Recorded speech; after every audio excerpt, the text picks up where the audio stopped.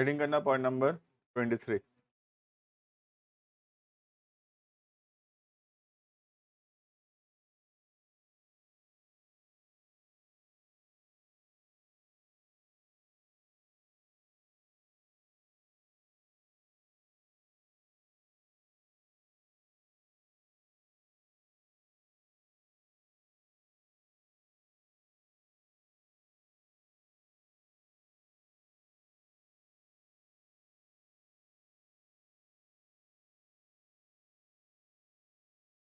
Online students check your audio and video.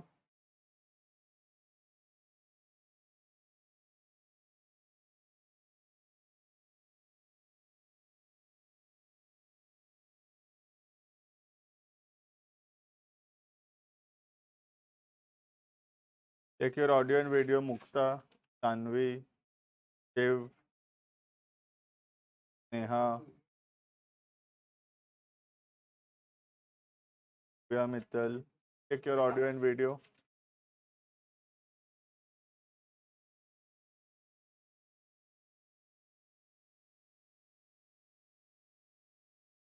Heading point number 23।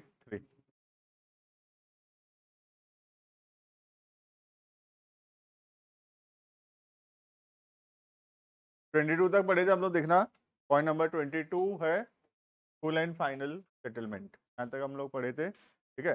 Chapter चल रहा है journals. अगर स्टार्टिंग का नहीं पढ़ा हुआ है तो थोड़ा सा प्रॉब्लम होगा लिखने समझने में।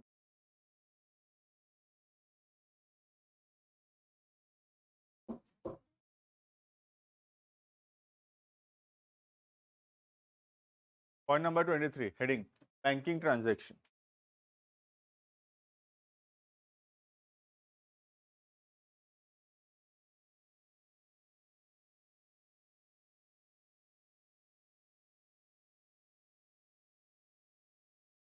जो लोग बाद में तो ज्वाइन किए हैं पढ़ते रहो, फिर नया बैच भी स्टार्ट करेंगे जैसे ही समर वेकेशन स्कूल का खुलेगा, तो उसमें फिर स्टार्टिंग से पढ़ेंगे, ठीक है। तो और भी जो आएंगे नए तो लोग वहाँ से पढ़ पाएंगे,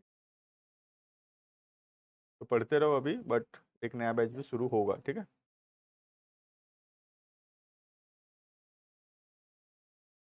इकोनॉमिक्स बेस्ड आराम से समझ में आता है, नया चैप्टर कहीं से भी पढ़ लो समझ में आएगा। अकाउंट्स थोड़ा प्रॉब्लम होता है क्योंकि वो पुराने से थोड़ा रिलेटेड होता है।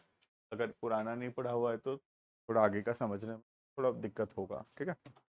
वीडियोस भी है, वीडियोस का लिंक भेज दूंगा फिर से। देखना हेडिंग बैंकिंग ट्रांजेक्शन्स। तो बैंकिंग ट्रांजेक्शन्स का मतलब क्या है? Transactions which are related to the bank, right. तो बहुत सारा बैंकिंग ट्रांजेक्शन्स हम पढ़ेंगे, रफली आज का पूरा क्लास पढ़ेंगे, और मे भी खत्म ना भी हो, कंटिन्यू करेंगे नेक्स्ट क्लास में, ठीक है। तो इतना सारा ट्रांजेक्शन्स है रिलेटेड टू बैंक, ठीक है। तो जितना भी ट्रांजेक्शन्स हम यहाँ पर पढ़ने वाले हैं, all the transactions are basically related to the bank, ठीक है। बैंक से पैसा निकालना, बैंक में पैसा डिपॉजिट करना, एक बैंक से दूसरे बैंक में पैसा ट्रांसफ़र करना, किसी से किसी को बैंक के थ्रू पेमेंट करना, किसी को किसी से पैसा लेना अपने बैंक अकाउंट में, ये सारे के सारे ट्रांजेक्शन हम पढ़ेंगे और देखेंगे कि इसका क्या एंट्री होगा। फिर देखेंगे बैंकिंग ट्रांजेक्शन्स के अंदर point number 1।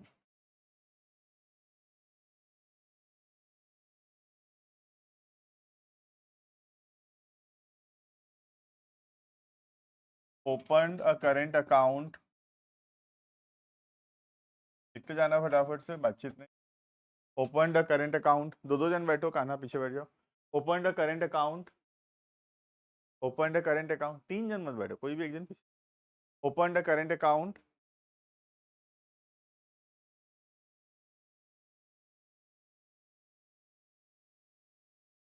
And deposited 1 lakh rupees. Open the current account and deposited 1 lakh rupees, ठीक है। पहली बात तो एक तो मैं बता देता हूँ, बैंक में दो टाइप का मेनली अकाउंट होता है, आपको पता होगा मे बी। तो एक होता है सेविंग्स अकाउंट और दूसरा होता है करेंट अकाउंट, ठीक है। जो सेविंग्स अकाउंट होता है वो जनरली ओपन होता है, वो सेविंग्स अकाउंट जो है वो जनरली ओपन होता है in the name of a person. Example के तौर पे सोच लो, अगर मैं अकाउंट खोलने जाऊं तो अब मैं अगर अमन अग्रवाल के नाम से अकाउंट खोलूं, कौन सा अकाउंट खुलेगा? सेविंग्स अकाउंट खुलेगा। ठीक है, सेविंग्स अकाउंट मेरा पर्सनल अकाउंट है, मेरे नाम से ओपन होता है। तो अमन के नाम से अगर मैं अकाउंट ओपन करने जाऊं, या तुम लोग अपने अपने नाम से अकाउंट ओपन जाओ बैंक में, तो जो अकाउंट खुलेगा डेट इज सेविंग्स। फिर तो अगर मेरे नाम से अकाउंट खोलूंगा तो the type of the account is savings, right. और करेंट अकाउंट जो खुलता है वो बिजनेस के नाम से। आज मैं अगर कॉमर्स एकेडमी के नाम से अकाउंट खोलना चाहूँ बैंक में, तो वो कौन सा अकाउंट होगा? Current account. समझ रहे हो? अब जैसे तुम्हारे पापा का नाम से जो अकाउंट है बैंक में, या तुम्हारे नाम से जो अकाउंट है बैंक में, सेविंग्स अकाउंट है।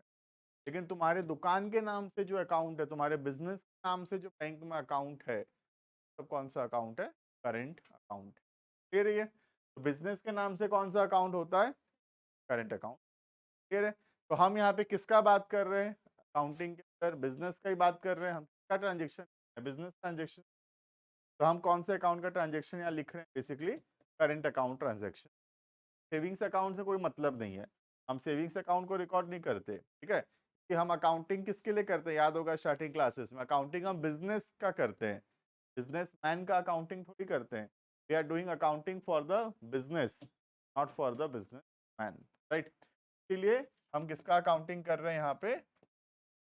फिर we are recording transaction of current account. फिर ये यहाँ पे क्या बोल रहा है? Open the current account. Bank में हम करेंट अकाउंट खोले, किसके नाम से खोले होंगे? बिजनेस के नाम से। ठीक है, बिजनेस के नाम से बैंक में हम एक अकाउंट खोले, और उसमें कितना रुपए डिपॉजिट किए? ₹1,00,000 डिपॉजिट। फिर इससे क्या होगा? दो चीज। पहला, कैश कम होगा। ₹1,00,000 डिपॉजिट किए, कैश ₹1,00,000 डिपॉजिट किए, ₹1,00,000 कैश कम हो जाएगा। और दूसरा, बैंक में पैसा बढ़ेगा, बैंक प्लस। ठीक है, पहला ट्रीटमेंट होगा कैश माइनस, और दूसरा होगा बैंक करना ही। पहला, बैंक हमारे लिए क्या है? क्लासिफिकेशन एसेट्स है। ठीक है, बैंक क्लासिफिकेशन एसेट्स प्लस क्या होगा? फिट। क्लियर है? बैंक एसेट हो रहा है पढ़ाई। बैंक एसेट है, बढ़ेगा, डेबिट। क्लियर है? दूसरा, पैसा कम होगा, कि हम बैंक में पैसा डिपॉजिट किए तो कैश कम हो जाएगा, right.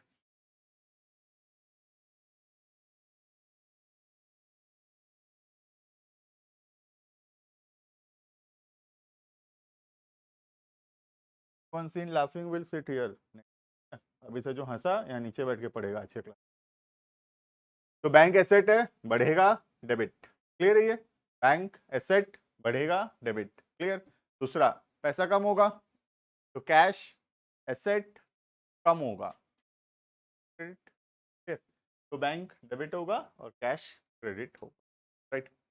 Next, point number 2, banking transactions. Point number 2 देखना। पॉइंट नंबर 2 थोड़ा अलग है, पहले के जैसा ही है बट थोड़ा अलग है वो। देखना, open the current account,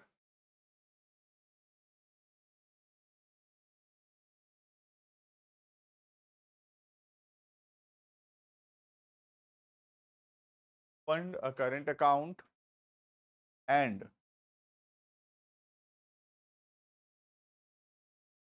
transferred 50,000 rupees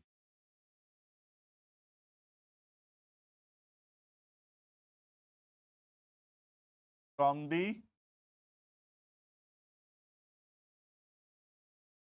savings account. Transfer 50,000 rupees from the savings account.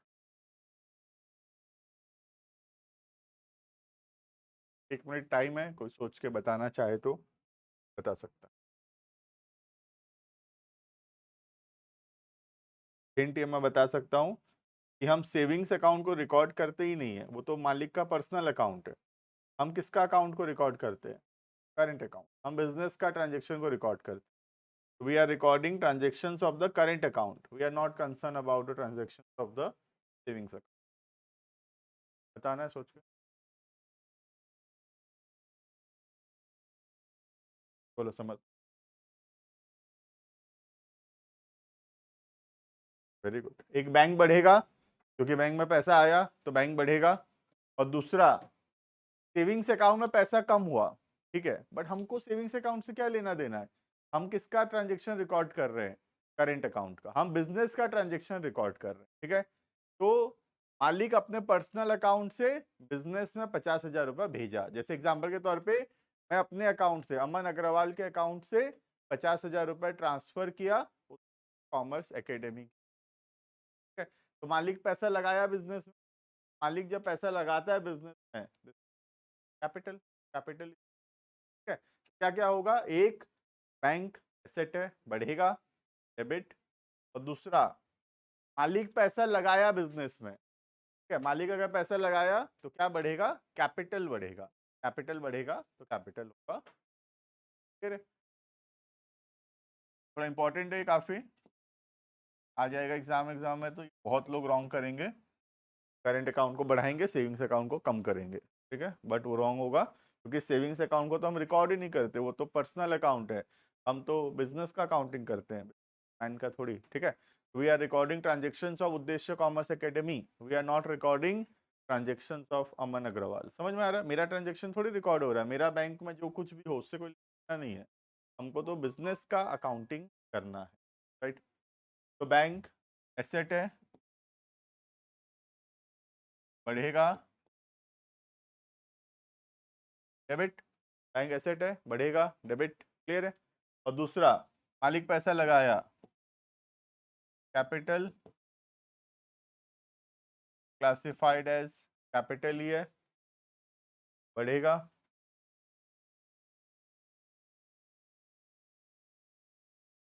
Credit, clear है। देखो ऑनलाइन स्टूडेंट्स, क्लियर है? नहीं, हाँ सही बात है वो, लेकिन हम जो कैपिटल है और लाइबिलिटी है, ठीक है। लाइबिलिटी दो टाइप का है, एक है इंटरनल लाइबिलिटी और एक है एक्सटर्नल लाइबिलिटी, ठीक है। जो इंटरनल लाइबिलिटी है that is called as capital, और जो एक्सटर्नल लाइबिलिटी है that is normally just called as liability, ठीक है। तो चाहे हम इसको अगर लाइबिलिटी भी मानते सपोज, तो भी आंसर वही आता कि कैपिटल अगर लाइबिलिटी है, लाइबिलिटी बढ़ेगा, वही क्रेडिट ही, ठीक है। और एग्जाम में हमको ये तो दिखाना ही नहीं है, तो हम तो सोचने का बात है ये तो, है ना। हम तो एक्चुअल में तो वैसे लिखते हैं ना, जैसे मैं बताया था वो फॉर्मेट में, ठीक है। तो फर्क नहीं पड़ता तुम उसको कैपिटल मानो कि लाइबिलिटी मानो, क्योंकि capital itself is the internal liability only, ठीक है। Next, point number 3। Online students clear है ये इतना तक? इंपॉर्टेंट है पॉइंट नंबर 2, ठीक है। नेक्स्ट, पॉइंट नंबर 3, ये हम पहले भी पढ़ चुके हैं। पॉइंट नंबर 3 ये बता पाना चाहिए, ठीक ना। पॉइंट नंबर 3,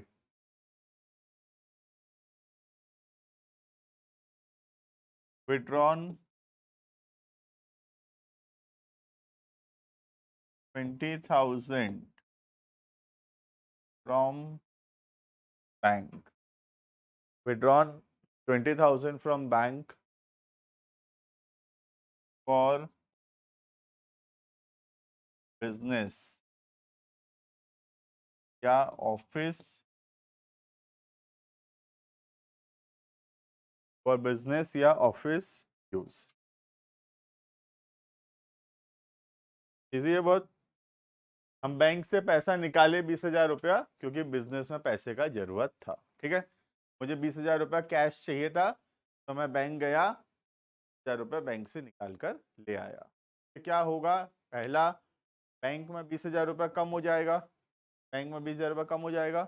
और दूसरा, कैश 1,000 रुपया बढ़ जाएगा, क्लियर है। दो ट्रीटमेंट क्या क्या होगा? एक, बैंक कम हो जाएगा, और दूसरा कैश जो है वो, क्लियर है।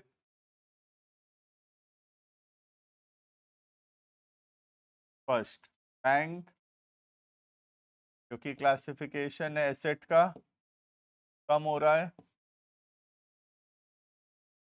तो क्रेडिट होगा, ठीक है। एसेट कम होने से क्रेडिट, एसेट बढ़ने से डेबिट, ठीक है। एसेट कम हो रहा है तो क्रेडिट होगा। और दूसरा कैश, ये भी एसेट है,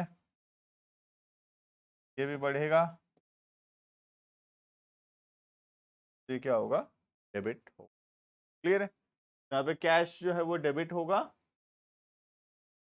और बैंक जो है वो क्रेडिट होगा। Clear. Next point number 4,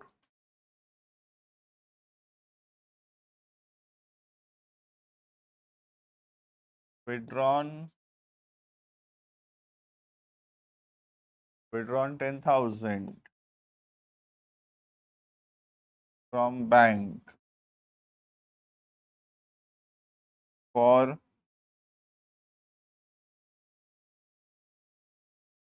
domestic private, या लिखा होगा personal use. Withdrawn 10,000 for from bank for domestic private या पर्सनल, ठीक है। तो इसका मतलब क्या है, हमको घर में पैसा का जरूरत था, ठीक है। मुझे घर में पैसे का जरूरत है 10,000 रुपए का, तो मैं बिजनेस से 10,000 रुपये निकाल लिया, बिजनेस के बैंक अकाउंट से 10,000 रुपये निकाल लिया, और उस पैसे को कहाँ यूज किया, मेरे पर्सनल, बिजनेस में यूज नहीं किया, पर्सनल यूज में लिया उसको। तो क्या बोलते हैं अकाउंट्स में, ड्राइंग्स बोलते हैं, याद होगा।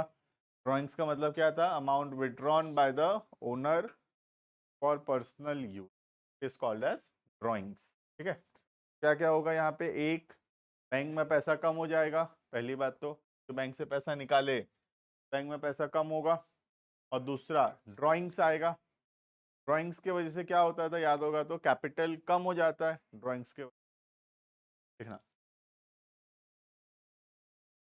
फर्स्ट, बैंक कम होगा, बैंक क्या है हमारे लिए, सेट से कम होगा, क्रेडिट, ठीक है। बैंक एसेट है, कम होगा तो क्रेडिट। और दूसरा ड्राइंग्स, ड्राइंग्स से क्या होता है, कैपिटल कम होता है ना। कैपिटल क्या होता है, ड्राइंग्स की वजह से कम होता है, कि बिजनेस में पैसा लगाए तो कैपिटल बढ़ेगा, बिजनेस से पैसा निकालेंगे कैपिटल कम हो, राइट। और अगर कैपिटल कम होगा, क्या होगा, डेबिट, कैपिटल का क्रेडिट बैलेंस है, कैपिटल कम होगा,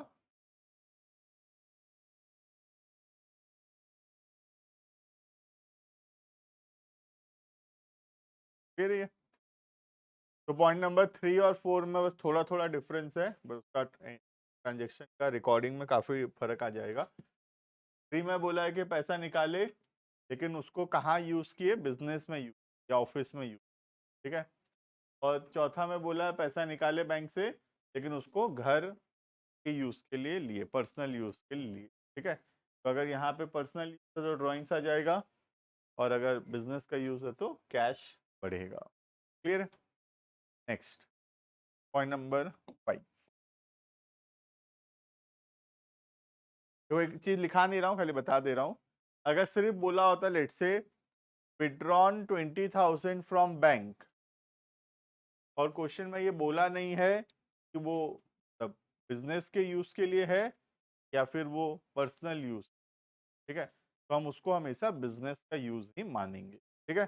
तो पर्सनल यूज तभी मानेंगे जब क्वेश्चन में बोलेगा पर्सनल यूज। खाली बोल दिया, सोच लो विड्रॉन 20,000 फ्रॉम बैंक, बस, और कुछ भी नहीं बोला, आप कौन सा यूज है नहीं बताया, तो हम यही मानेंगे बिजनेस का यूज होगा, राइट। क्योंकि ज्यादातर तो बैंक से पैसा निकालते होंगे, काम के लिए निकालते होंगे, कभी कभार ऐसा होता होगा पर्सनल होता है, तो पर्सनल यूज वाला थोड़ा रेयर है, जब बोलेगा तभी हम उसको मानेंगे। फिर next point number 5, paid to creditors.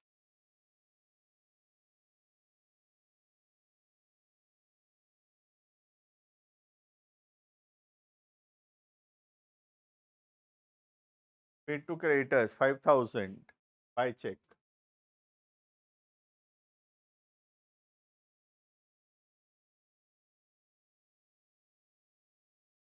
Paid to creditors 5,000 by cheque. Creditors को हम पैसा दिए कैसे? 5,000 रुपया चेक से. क्या होगा? एक तो बैंक माइनस होगा, चेक से दिए तो बैंक माइनस होगा, और दूसरा क्रेडिट हमारे लिए क्या लाइबिलिटी है ना, वो लाइबिलिटी भी माइनस. क्रेडिटर याद होगा किसको बोलते हैं? क्रेडिटर उनको बोलते थे जिनसे हम उधारी में सामान खरीदे हैं, जिनको हम फ्यूचर में पैसा देंगे. They are called as creditor. ठीक है, देखो खुद से ट्राई करो, आराम से हो जाएगा.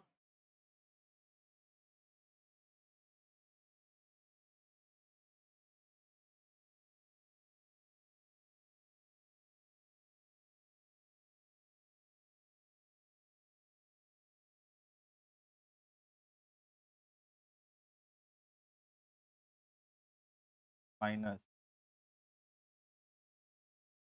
Credit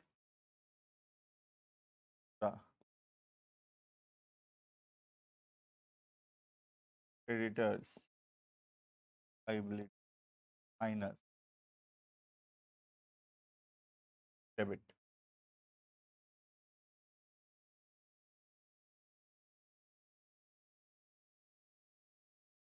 point number 6. Point number 6 थोड़ा सा अलग है पॉइंट नंबर 5 से. देखेंगे पहले, फिर समझाता हूँ उसको.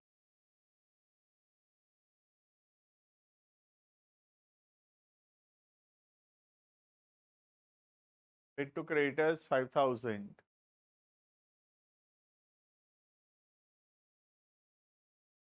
by draft.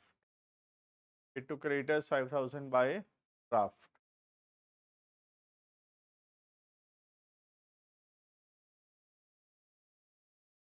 Draft charges 250.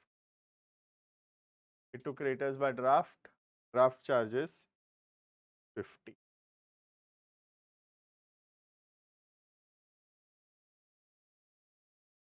देखो हमको थोड़ा सा समझना पड़ेगा what is the difference a cheque and a draft. बता पाएगा तो देखो, तो अगर जानते हो. चेक और ड्राफ्ट, चेक तो पता होगा, चेक तो देख. ड्राफ्ट थोड़ा देना, मैं समझाता हूँ what is the difference between a cheque and a draft. Cheque क्या होता है? जैसे आज सपोज कि किसी को पैसा देना है, ठीक है, तो उसको क्या दे दिया? चेक दे दिया.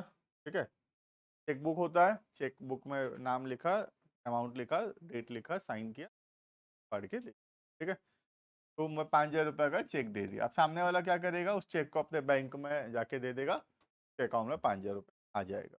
ठीक है, लेकिन चेक में एक तो डर है. क्या डर है? कि चेक जो है वो बाउंस हो सकता है. बाउंस समझते हो? मेरे अकाउंट में पैसा ही नहीं है इतना, 5,000 रुपये का चेक दे दिया, मेरे अकाउंट में 1,500 रुपया है. I have only 1,500 rupees in my bank account.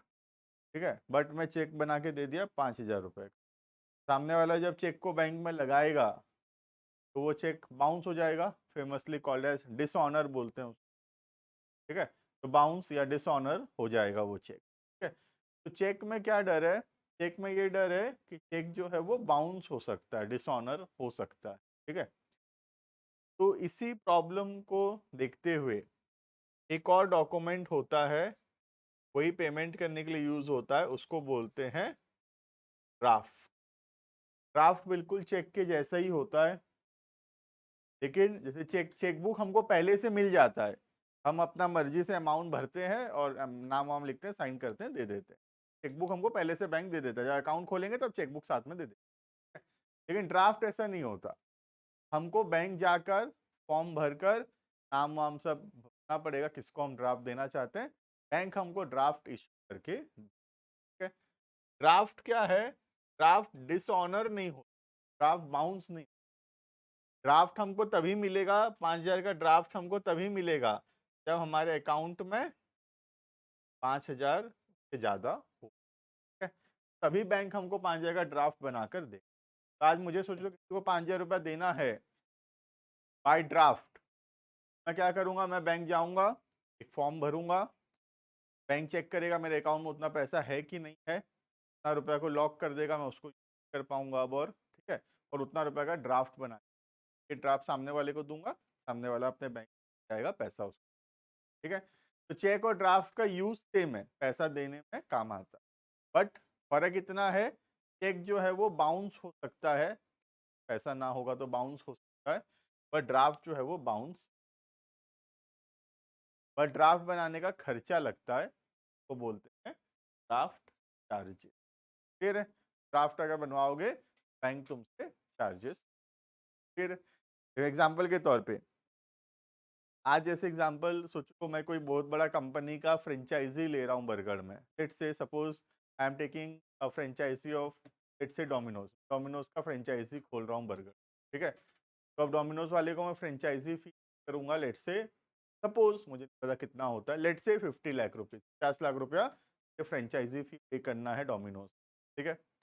Domino's मुझसे चेक नहीं लेगा, कि डोमिनोज को भरोसा थोड़ी है, एक अननोन आदमी हूं मैं, से चेक लेगा, वो चेक बाउंस भी हो सकता है, तो डोमिनोज क्या बोलेगा, पे 50 लाख बाय ड्राफ्ट, ड्राफ्ट बना के दो 50, चेक मत भेजो, 50 लाख का ड्राफ्ट बना के दो। इससे क्या होगा, डोमिनोज श्योर रहेगा कि ये ड्राफ्ट जो है बाउंस होगा नहीं, 50 लाख मिलेगा ही मिलेगा। समझ में आ रहा है। तो जब हम सामने वाले को उतना जानते नहीं है, यूजुअली पेमेंट ड्राफ्ट से किया जाता है, क्लियर है ये, समझ में आ गया होगा, ठीक है। बस एक ही बेनिफिट है, ड्राफ्ट बाउंस नहीं होता, चेक बाउंस होता है, ठीक है। लेकिन ड्राफ्ट बनाने का खर्चा लगता है, is called as draft charges, clear है। तो हमारे अकाउंट से टोटल कितना रुपया माइनस होगा बताओ, 5,250 रुपया हमारे अकाउंट से कम हो जाएगा। वैसे 5,000 रुपया का तो क्रेडिटर ही कम हो जाएगा, क्रेडिटर को हम दे दिए 5,000, और बाकी 250 रुपया हमारे लिए खर्चा रहेगा, एक्सपेंस रहेगा ड्राफ्ट बनाने के नाम का, ठीक है। तो हमारे अकाउंट से टोटल कितना रुपया कम होगा, 5,250, वैसे 250 रुपया तो खर्चा है हमारा, और बाकी जो 5,000 रुपये हम पेमेंट किए उससे क्या होगा, क्रेडिटर नाम का लाइबिलिटी को कम, फिर यहाँ पे 3 अकाउंट आएगा, पहला बैंक कम होगा 5250 का, क्रेडिटर्स कम होगा 5,000, और एक ड्राफ्ट चार्जेस जो कि हमारे लिए एक्सपेंस है वो आएगा 2। फिर सबसे पहला बैंक कम होगा, बैंक में पैसा कम हो जाएगा, बैंक जो एसेट है कम होगा, क्रेडिट अमाउंट लिख देना, अमाउंट पता होना चाहिए, अमाउंट भी लिख देना, ठीक है, 5250,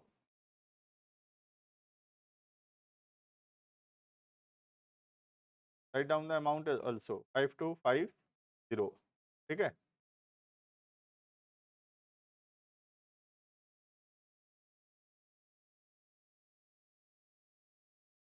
Kavya attend offline, others also Mukta, Saanvi, Shiv, Yachika, classes of, ठीक है। तो बैंक कम होगा 5250, ये क्लियर है।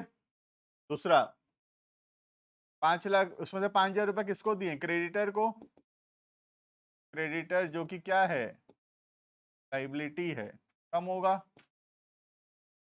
डेबिट 5,000, क्लियर है। और लास्ट 250 का चार्जेस, बैंक चार्जेस या ड्राफ्ट चार्जेस, क्या है, एक्सपेंस है, बढ़ेगा, तो फिट 250,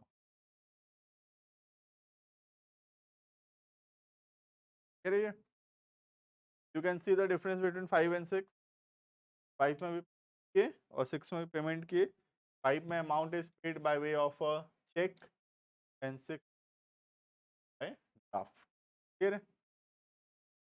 नेक्स्ट पैसा देने का हो गया ट्रांजेक्शन, अब पैसा मिलने का भी ट्रांजेक्शन होता है, हमको डेटर पैसा दे रहा है, कैसे देगा, चेक देगा डेटर हमको, लिखेंगे point number 7।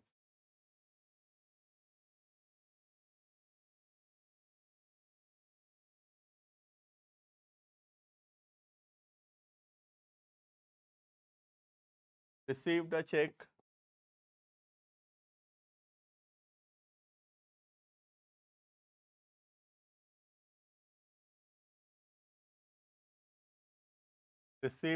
from debtors 20,000. Received a check from debtors 20,000 and deposited into bank.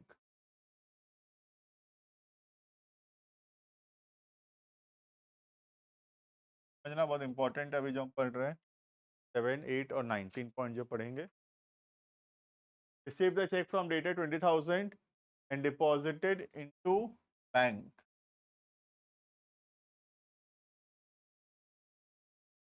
on the day. Okay. Deposited into bank on the same day.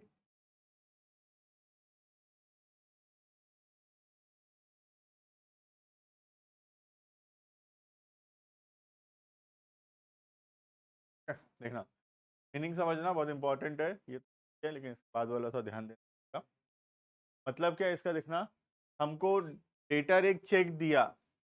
Debtor तो वही है हम जिसको उधारी में सामान बेचे जिससे फ्यूचर में पैसा मिलेगा. कस्टमर हमारा, ठीक है. दुकान का कस्टमर हमको 20,000 रुपये का चेक, और उस चेक को हम क्या किए, उसी दिन बैंक में डिपॉजिट कर दिए. ठीक है. तो चलो सुबह 11 बजे हमको चेक ला के दिया 20,000 रुपये का डेटर, और हम उसको 12-1 बजे तरफ बैंक में डिपॉजिट कर दिए. ठीक है. तो बैंक में पैसा आ जाएगा 20,000. क्लियर है. तो क्या क्या होगा इससे. पहला, बैंक बढ़ेगा. बैंक बढ़ेगा कि बैंक में पैसा आया तो बैंक बढ़ेगा. और दूसरा, डेटर्स कम हो जाएगा. तो ये तो आसान है बट समझना जरूरी है नेक्स्ट वाला पढ़ने के. ठीक है. तो बैंक एसेट है, बढ़ेगा तो डेबिट. ये क्लियर है. बैंक में पैसा आ जाएगा. डेटर हमको चेक दिया. ठीक है. डेटर हमको चेक दिया, उस चेक को हम उसी दिन बैंक में लगा दिए. बैंक में पैसा आ गया. बैंक बढ़ा 20,000 और डेटर जो है वो कम हो जाएगा. एसेट है, कम हो जाएगा. क्लियर है. तो लिखेंगे. इसके बाद वाला बहुत इंपॉर्टेंट है. जल्दी से लिखो फटाफट से. पहला, बैंक क्लासिफिक का एसेट का, ठीक है, बढ़ेगा.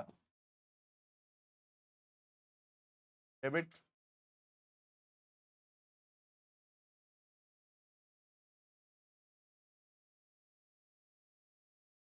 द डेटर्स भी एसेट है, कम होगा तो क्रेडिट. ठीक है. इसका मतलब क्या है. 7th ट्रांजेक्शन का डेटर हमको चेक दिया 10,000 और उस चेक को हम उसी दिन बैंक में डिपॉजिट कर दिए. ठीक है. उसी दिन बैंक में डिपॉजिट कर दिए का मतलब क्या है. उसी दिन उस चेक को हम लेकर बैंक में ले गए, बैंक में डिपॉजिट कर दिए, उसी दिन हमारे अकाउंट में पैसा आ गया. ठीक है. तो बैंक उसी दिन बढ़ा. ठीक है. नेक्स्ट पॉइंट नंबर 8 से रिलेटेड है.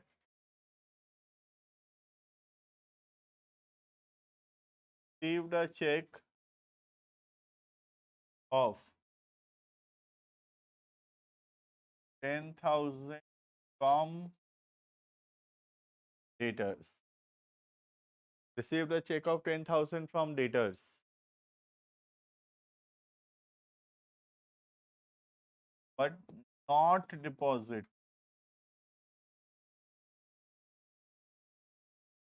bank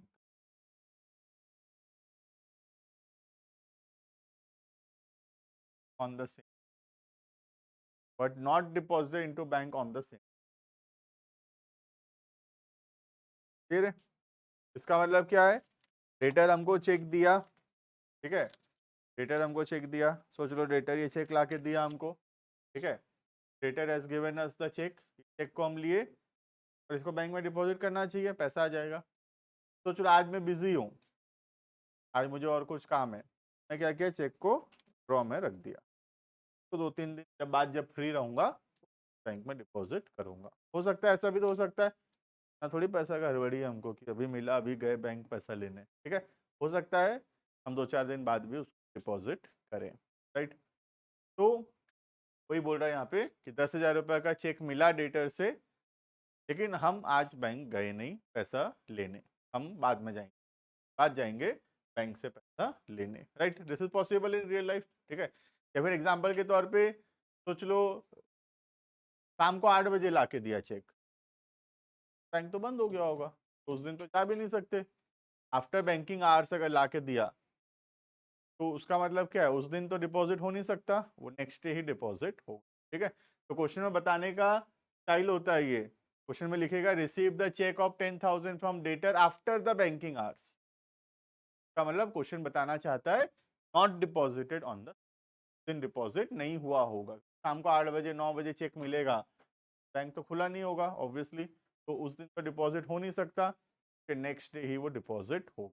एग्जाम्पल के तौर पे सैटरडे को मिला चेक शाम को, तो संडे बंद, डे कोई डिपॉजिट होगा, है ना। तो 1-2 दिन बाद हो सकता है चेक डिपॉजिट हो। तो हमको समझना है कि अब इसको कैसे रिकॉर्ड करेंगे, ठीक है। अब बैंक नहीं बढ़ेगा, बैंक बढ़ेगा क्या बताओ, बैंक में पैसा आ गया होगा, नहीं आएगा। ये चेक मुझे मिला, चेक को तो मैं क्या किया, इसको तो मैं यहाँ ड्रॉ में रख दिया हूँ, चेक को ले जाऊंगा बैंक में, बैंक में इसको लगाऊंगा तो बैंक में पैसा आएगा, राइट। तो अभी तो बैंक में तो पैसा आया नहीं होगा, खाली डेटर कम हुआ, ये तो ठीक है, डेटर कम हो गया 5,000, ये तो हो जाएगा, ये वाला ट्रीटमेंट हो जाएगा, डेटर कम हुआ, ठीक है। लेकिन बैंक तो नहीं बढ़ेगा, कि बैंक में तो पैसा आएगा नहीं, ठीक है? तो हम क्या करते हैं, एक नया एसेट रिकॉर्ड करते हैं, called as cheque in hand. क्या रिकॉर्ड करते हैं, चेक इन हैंड। ये जो चेक है मेरे पास, ये जो चेक मेरे हाथ में है, ये भी तो एसेट है, इसको 2 दिन बाद बैंक में दूंगा तो इसके बदले मुझे पैसा मिलेगा, ये क्या है, it is a type of asset. तो हम चेक इन हैंड नाम का एक नया एसेट रिकॉर्ड करेंगे, ये रहिए क्या क्या होगा। पहला, चेक इन हैंड नाम का नया एसेट रिकॉर्ड होगा, चेक इन हैंड एसेट है, बढ़ेगा, डेबिट, चेक इन हैंड ये एसेट है, बढ़ेगा, डेबिट, ये रहिए। और दूसरा, डेटर से पैसा मिला तो डेटर कम तो होना, डेटर कम होगा,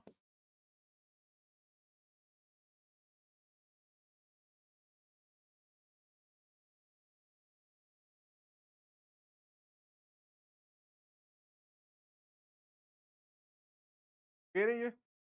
दोनों में फर्क है, अगर सेम डे डिपॉजिट किए तो क्या डेबिट हो रहा है, देखना ध्यान से, बैंक डेबिट हो रहा है। लेकिन अगर उसी दिन नहीं डिपॉजिट किए, बाद में डिपॉजिट करेंगे, क्या डेबिट हो रहा है, लेकिन हैंड। फिर नेक्स्ट, अब इस चेक को सोच लो 2 दिन बाद डिपॉजिट किए, दिन क्या एंट्री, ठीक है, सैटरडे शाम को ये एंट्री कर दिए चेक मिला बोल के। अब मंडे को सुबह जब चेक को बैंक में लगाएंगे तो मंडे को क्या एंट्री करेंगे, ठीक है, वो पढ़ रहे हैं, देखना point number 9, above check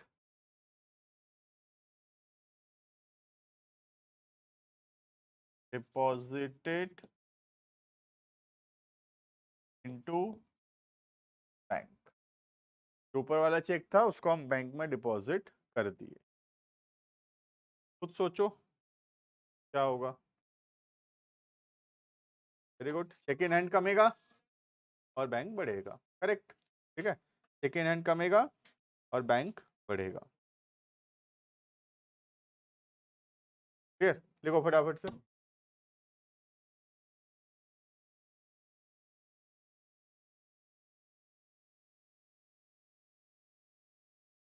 check in hand कम हो जाएगा क्योंकि ये तो हम दे दिए बैंक में, चेक को तो लेके बैंक में दे दिए ना, ये चेक कम हो जाएगा, चेक तो नहीं है हमारे पास, और कम होगा तो क्रेडिट। और दूसरा, बैंक में पैसा आ जाएगा, बैंक एसेट है, बढ़ेगा, डेबिट।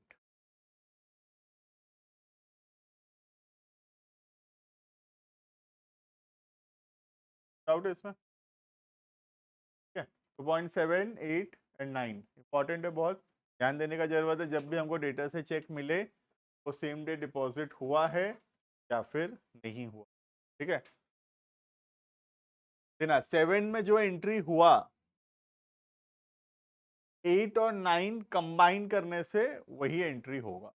ठीक है, क्योंकि 7 में चेक मिला उसी दिन बैंक में लगा दिए, 8 और 9 में क्या हुआ, चेक मिला रख दिए, 2 दिन बाद बैंक में लगा दिए। तो अल्टीमेटली तो हुआ यही कि चेक मिला बैंक में लगाए, एक थो में सेम डे लगा दिए, एक थो में 1-2 दिन बाद लगा दिए। ठीक है, तो ट्रांजेक्शन तो सेम ही रिकॉर्ड होना चाहिए, you can see same he record भी हुआ है। देखना ध्यान से, यहाँ बैंक बढ़ा, ठीक है, यहाँ पर भी बैंक, यहाँ पे डेटर कम हुआ, यहाँ पर भी डेटर कम हुआ। ठीक है, ये आपस में कैंसिल हो गया, देखो ध्यान से, चेक इन हैंड एक बार डेबिट हुआ, बाद में ये क्रेडिट हुआ, तो आपस में कैंसिल आउट। क्लियर है, तो रिजल्टिंग इंपैक्ट वही है, सेम टू सेम है। जो यहाँ पे रिकॉर्ड हो रहा है 7 में, 8 और 9 को कंबाइन करूंगा तो भी वही रिकॉर्ड हो, सेम चीज। 7 में बस एक बार में रिकॉर्ड हो जा रहा है और 8 और 9 में 2 बार करके रिकॉर्ड हो रहा है। क्लियर है, next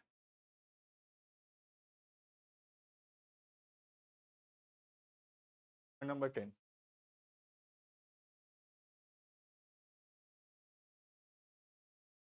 interest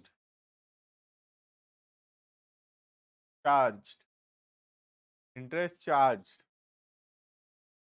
slash debited by the bank,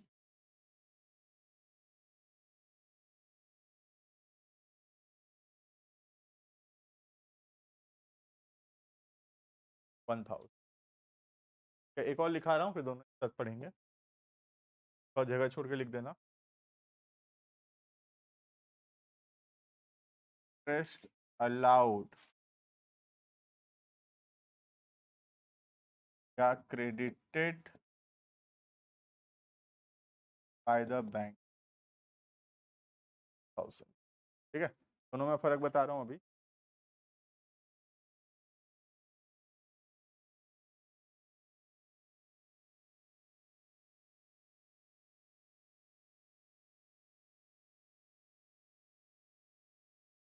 ठीक है, दोनों के बीच में थोड़ा थोड़ा सा डिफरेंस है दोनों में।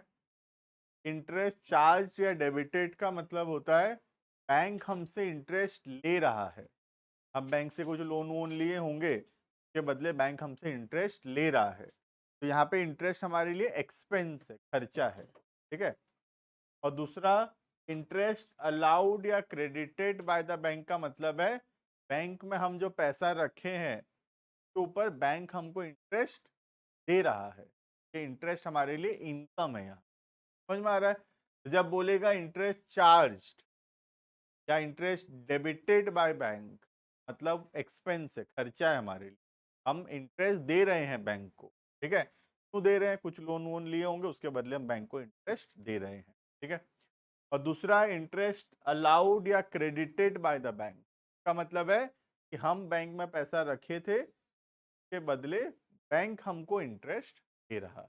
क्लियर है, तो दोनों हो सकता है, बैंक हमसे इंटरेस्ट ले रहा है एक्सपेंस, बैंक हमको इंटरेस्ट दे रहा है। क्लियर है, देखना पहला एक्सपेंस, तो इंटरेस्ट हमारे लिए क्या है, एक्सपेंस है यहाँ पे,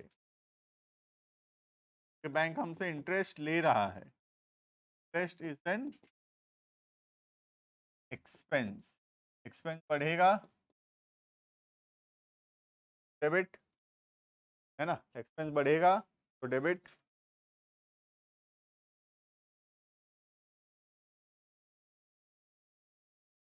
और बैंक हमसे इंटरेस्ट ले रहा है, बैंक कम हो जाएगा, बैंक में पैसा कम हो जाएगा, बैंक हमारे अकाउंट से पैसा काट लेगा 1000 रुपया।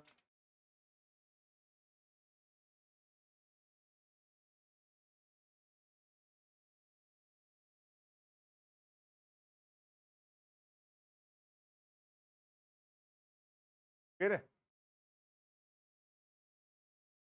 क्या होगा, बैंक हमको इंटरेस्ट दे रहा है तो इंटरेस्ट इनकम है, रेवेन्यू है इस बार, और दूसरा बैंक हमको इंटरेस्ट देगा, बैंक में पैसा बढ़ेगा, बैंक बैलेंस बढ़ेगा हमारा। ठीक है, तो इसको क्या लिखेंगे, खाली इंटरेस्ट नहीं लिखेंगे इस बार, इंटरेस्ट ठीक है, तो खाली इंटरेस्ट और इसको इंटरेस्ट रिसीव्ड। तो इंटरेस्ट रिसीव्ड हमारे लिए क्या है, रेवेन्यू है, कमाई है, इनकम है हमारे लिए। और अगर रेवेन्यू बढ़ेगा, इनकम बढ़ेगा, क्रेडिट, रेवेन्यू बढ़ेगा तो क्रेडिट, ठीक है। और दूसरा, बैंक में पैसा बढ़ेगा, बैंक हमको इंटरेस्ट दे रहा है, बैंक एसेट है, बढ़ेगा, ठीक है। और एसेट अगर बढ़ेगा, debit.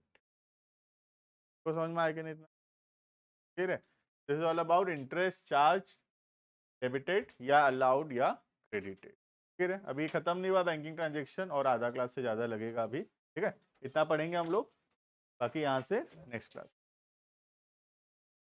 Online students can leave, बाकी नेक्स्ट क्लास में पढ़ेंगे।